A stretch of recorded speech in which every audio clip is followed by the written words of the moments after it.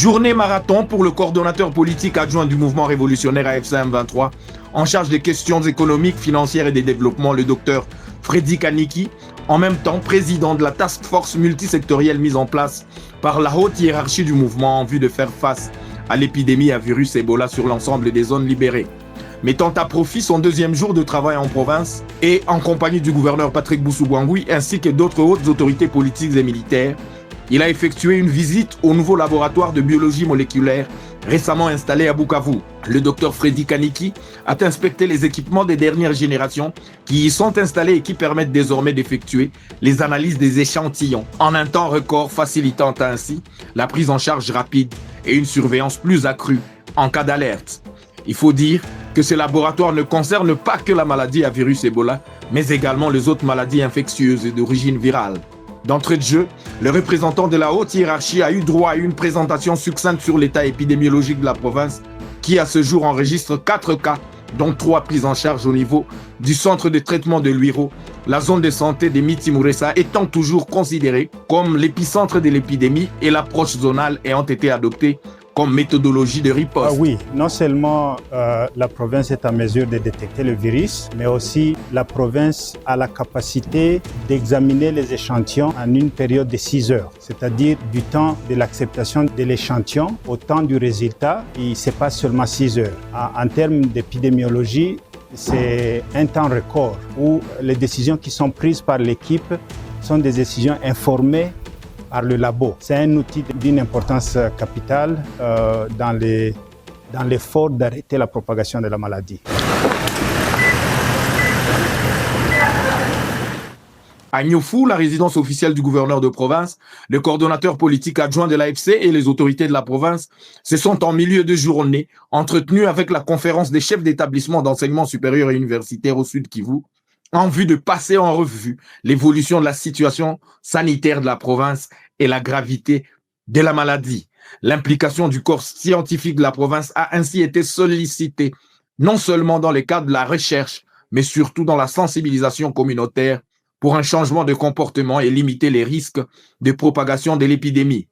Les scientifiques ont salué les sérieux avec lesquels la riposte est organisée par les autorités du mouvement révolutionnaire AFC M23, méthodiquement et de manière coordonnée. Le gouverneur Patrick Boussou-Bouangoui a quant à lui exhorté les spécialistes en épidémiologie ainsi que les doyens de la faculté de médecine, de santé publique organisés dans les différentes institutions de joindre leurs efforts à ceux de la task force provinciale qu'il a mise sur pied pour plus d'efficacité dans la prévention, la surveillance et même la riposte. Et nous venons de comprendre que la menace est grande et que tous les académiciens, les chefs d'établissement, le professeur, les étudiants et leurs responsables, nous devrions prendre la situation à main et dire aux gens que Ebola est dans nos mires, Ebola est une menace, nous devrions faire attention et faire large diffusion, demander aux gens de respecter les mesures barrières.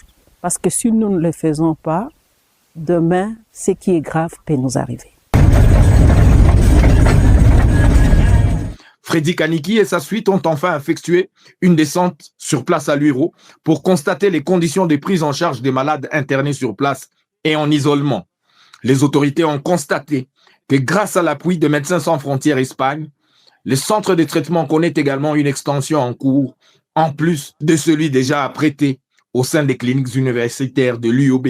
Le centre de quarantaine situé à Nyakadaka dans la cité de la science à quelques 41 km au nord de Bukavu a lui aussi été assaini, désinfecté et accueille un laboratoire mobile, dotation de la haute hiérarchie du mouvement, et où les équipes de l'INRB sont à pied d'œuvre et exécutent très expertement leur travail. Le centre qui a dès ce mercredi commencé à accueillir les premiers cas déclarés suspects et les contacts pour leur suivi dans des conditions humaines confortables et en toute sécurité. Ils y resteront strictement confinés pendant 21 jours en vue de s'assurer de leur état de santé. C'est le lieu donc de dire que la partie étatique s'acquitte jusque-là de sa part des responsabilités, tout en appelant les autres partenaires à s'aligner sur le besoin et au niveau de chaque pilier de la riposte.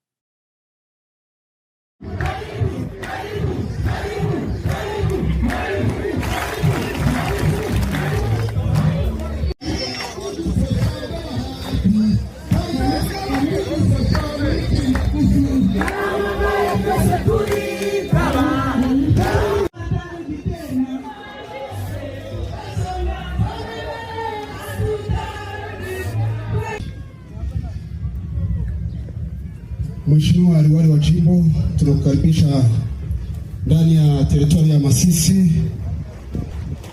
Tunakukaribisha ndani ya santre ya Kinigi.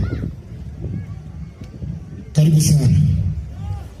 Karibu sana Mheshimiwa Aliwali Makamu anayehusika na uongozi na justice.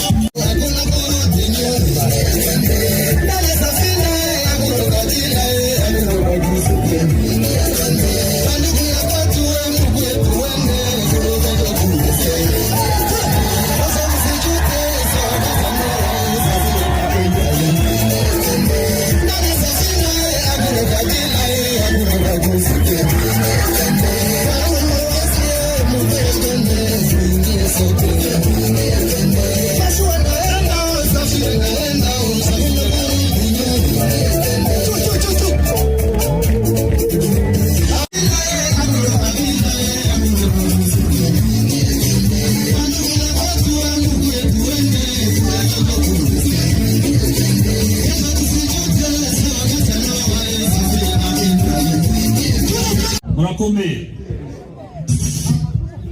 Kinigi muraho Kumbura nta morale.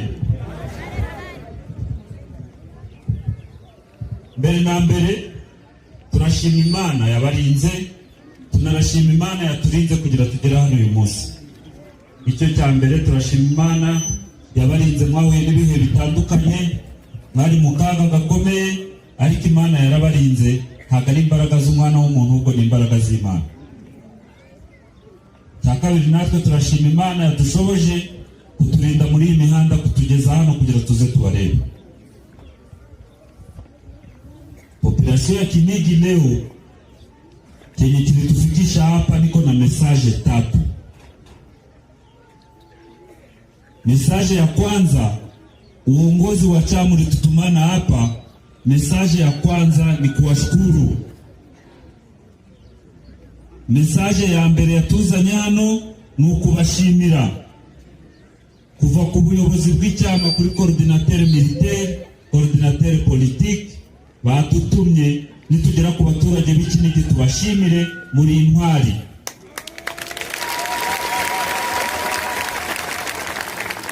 Mwari kuko mwaciye mu bihe bikomeye, amasasu yavugiraga hano ntabwo harashira iminsi 3, ariko mukaba mugihagaze muri hano. Turabashimira cyane cyane. Ariko ikindi gikurikiyeho, turabashimira cyane ukuba mwarabanye n'ingabo zacu, kubona mutarataye abasirikare bacu, mukababa hafi, mukabavomera, mukabatahiriza. Turabashima.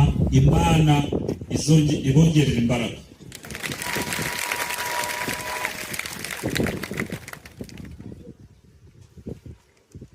Twasaba abaturage bose b'Abakongomani bakagombye gutera intambwe nk'abaturage b'Ikinigi bateye, kuko ibyo mwakoze bigaragaza urukundo, ibyo mwakoze bigaragaza ibyo dusanzwe twigisha buri munsi abantu, kureka ivangura ry'amoko, mugishavuka ubaguzi wa ukabila. Population ya Kinigi tunawashukuru sana sana, muko mbele sana. Population yote ya Kongo ikuwe modele ya population ya Kinigi, kwani population ya Kinigi ilishavuka ubaguzi wa ukabila. Hapa karibu yenu njo kwenye kulizaliwa watu wamoja wenye walishajitia ndani ya extremisme, lakini kuona nyie mlishimama mnapiganisha extremisme, si hatuna cha kusema, ni kuwashukuru na kusema Mungu awaendeleshe, azidishi, awapatie nguvu sana.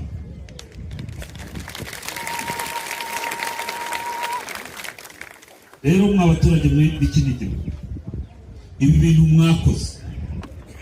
mwakoze mugomba kugomya kubisigasira. Kugomya kubisigasira harimo ibintu bibiri.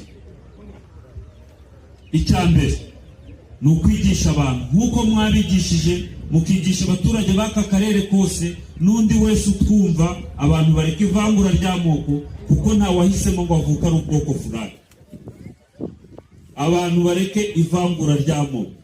Iyo urwanya ubwoko bw'umuntu burwana n'Imana, ntabwo burwana n'umuntu. Amoko yose arimo inkozi z'ibibi zirahari, ariko ntabwo umuntu azakora icyaha ari ubwoko fulani ngo ubwoko bwose buzire cyaha. Icyo tugiye kubasaba ni iki? Turi kubasaba izi mbaraga mwakoresheje, kubona mwarahagaze mukarwanya ibi bintu, kubona mwarahagaze mukaba uruhande rw'ingabo zacu. Turasaba abasore barengeje imyaka 18, icyo ni kimwe, baze twubaka igisirikare cyiza, igisirikare cy'umwuga cyiza agaciro k'abaturage. Icya kabiri, turabatumye mwa abaturage, mureba abo basore bacu bari kwirwa birukankana n'interahamwe, bari kugendana n'interahamwe, bari kugendana na Kisekedi na bande ye. Kisekedi ni nk'ingoma y'abatabazi. Muri 1994 mu Rwanda hagiyeho ingoma y'uwitwa Sindika Ubwabo, yari ingoma y'abatabazi. N'ingoma ya Kisekedi ni ingoma y'abatabazi, kuko nta tandukaniro ry'ingoma ya Kisekedi bakora n'ibyo bakoze mu Rwanda muri 1994 basindika ubwabo. Nta tandukaniro ryabo na Kisekedi. Bisha abantu babaziza uko Imana yabaremye, ibyo bakoze basindika ubwabo na Kisekedi nibyo ari gukora. None turasaba abasore, aba basore bari kwirukanka, abitwa ba Kigingi n'abandi, ni abavandimwe, harimo barumuna bacu, harimo bakuru bacu. Nibaze ubuyobozi bw'icyama buzabaki, mubabwire baze, ntago bazazira ibyo bakoze, baze bashira umangabo, baje kwiga. Buriya bubandi bwo kwirirwa barya ihene z'abaturage, batwika amazu y'abaturage, tubigishe bibavemo, baze twubaka igisirikare cyiza, twubaka igisirikare cyiza agaciro k'umuturage. Tunawapatia message, mwambie hao wabiano wenye wako nakimbia pamoja na FDLR zenye zilimwanga damu kwao, zenye ziko na wafundisha na kumwanga damu kwetu, mwafundishe waachane na FDLR baravumwe, ni ibivume. Bara basore bacu barimo, aba basore bari kwirukanka ngo akina Wazalendo, ngo ni Nyaturaniki, mubasansibilize, baze. Uzaza nta kintu na kimwe azigera aba, uzaza nta kintu na kimwe tuzamutwara, uzaza nta kintu ubuyobozi bw'icyama buzamutwara. Uzaza azaza yige kurinda abaturage, atari ukwirirwa abantu batagira inkweto. Izi ngegera zitagira inkweto zikwirirwa ziza zahura nawe zikagukuramo inkweto. Mwa abaturage mwe ndashaka mbabaza ikibazo, abantu badafite inkweto azakubwira ngo azakurengera adafite inkweto? Icyambere azakora ni ukugukuramo izo wambaye. Ikintu cyambere azakora ni ukugukuramo inkweto wambaye. None abantu badafite inkweto bazabarengera? Turabasaba mwigisha aba basore bene wacu, ni barumuna bacu, harimo bakuru bacu, mubabwire imiryango irakinguye. Mubwira umuntu uri kuza hano, tulikamata Bunagana, tulitoka Kachanzu, tukakamata Bunagana, tukakamata Ruchuru, tukakamata Masisi, tukakamata Goma, tukakamata Bukavu. Mtu mwenye hana viatu, mwenye iko natokea hapa chini Walikale, anasema anakuya kamata Rubaya na Goma. Hamuone kama ni kuwatanganya? Batakuya ndio, batashidanganya, batakuya, lakini habatafika Rubaya na Mungu hawezi kubali. Na hapa Kinigi, icyo mbijeje ko na hapa Kinigi bale babandi habataparudia tena.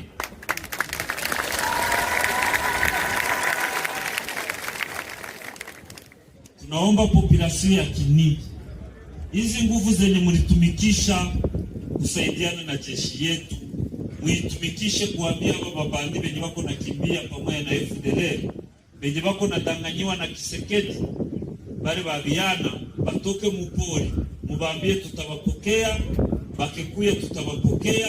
Benye wako natafuta, wenye wanataka kuya mjeshi yetu bataenda Rumangabo tubafundishe, tukishamaliza bafundisha bakuye tujenge jeshi ya Musuri.